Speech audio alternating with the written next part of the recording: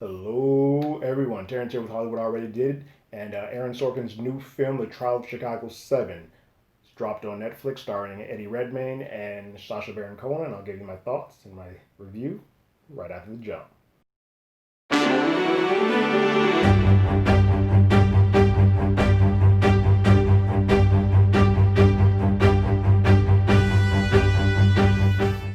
Real quick, if you haven't already, go ahead, like, share, subscribe to the channel, ring that bell below. Anytime we have something, you will be among the first to know. The Trial of Chicago 7 is a new film from Aaron Sorkin, writer, director, creator of West Wing, Newsroom, Moneyball, Social Network, those type of things. It's about the Chicago 7, which in history is known as 8 men. I know the numbers don't match up. Watch the film, get some context, you'll understand why that happens. But about 8 men who in the late 60s, early 70s, 69, 70 were accused and charged by the federal government in inciting riots and other countercultural protests against the Vietnam War that were happening at the time. And had different, essentially, it had different groups or different factions of groups. The Yippies, Black Panther Party, different non-violent or anti-violent group. It's said that all these folks commiserated together, if you will, to create and incite a riot, and basically is a viewpoint and a look at something fitting right now: the use of silencing protest or silencing the ability to, the right to protest in the name of government, which is very fitting that we're still doing that today. So, how you feel about this movie is basically going to depend on what scale of the Aaron Sorkin meter you're on. um, Aaron Sorkin can be a lot to take. His writing style, his directing style, the zip zap zoom of his writing can be a lot. The over talking, and so there's the far extreme where you get the newsroom style of Aaron Sorkin, which I still love. Don't get me wrong. I'm saying this as a fan of Aaron Sorkin, but there's the newsroom style of Aaron Sorkin, or there's the Moneyball, where it's sort of been tamed down. The writing is still there. The great writing is still there, but it's not as on top, and the actors let it breathe a little bit. And there's the sweet spot where you get something like The West Wing, or even A Few Good Men, which is his first writing credit. That's where the sweet spot is. I think that's more so where this film fits. A lot of the times he's created this thing called the walk and talk. West Wing's known at a newsroom did a lot where you're still, while the camera's moving, the characters are moving, we're talking on top of each other. This film doesn't allow for a lot of that because it's all done essentially in one area. It's all done in a courtroom. This is a courtroom drama at the very heart of it, a political courtroom drama, but a courtroom drama. So a lot of the stuff that Aaron Sorkin does with the walk and talks are kind of contained. It feels more lived in. It's not as rushed or hurried. You still get the bombastic speeches, the long monologues, but that fits a little bit more in this world because it is in a courtroom. It is based on facts, some factual things, some liberties taken, which are done with all these type of films. My understanding is that some things that happen timeline wise in real life that would happen don't quite or are done for the embellishment or flavoring, putting a little salt on this film, but with the gist of it is all there.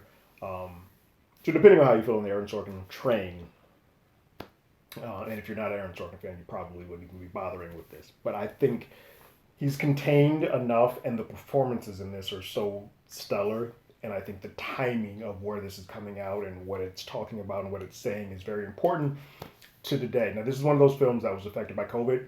It's supposed to come out in theaters, and it was sold off to Netflix to have this release.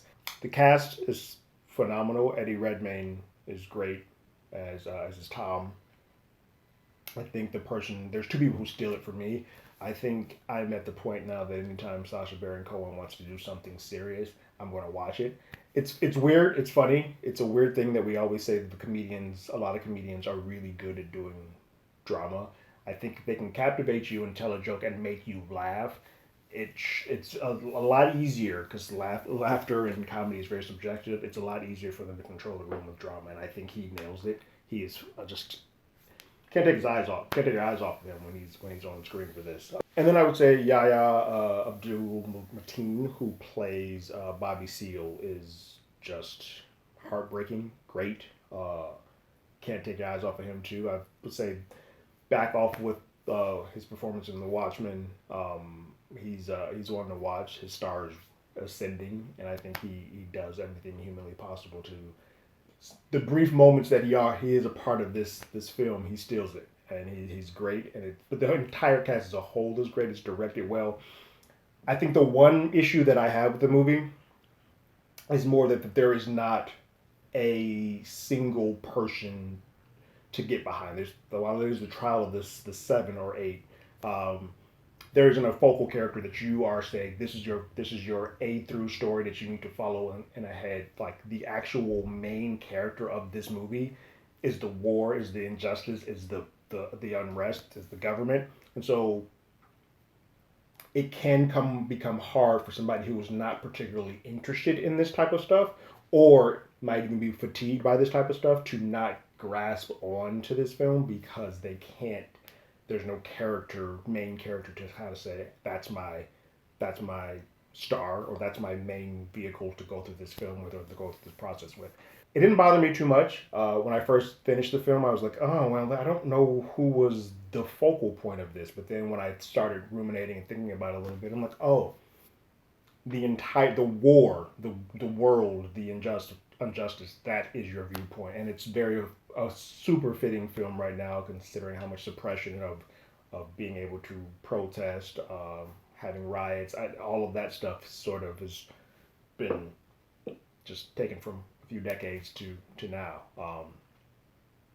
So on that meter of once is enough, play it again, Sam, or give me a time stone so I never have to think about this film again. This is a play it again, Sam. This is one of those films that I know there's only a few and far between because there's not that many releases this year, but this is one of those films that even if the world had still been going actively and the movies were coming out as normally, this would be one of those that would be in that Oscar contention. It's great performances, great writing, great directing.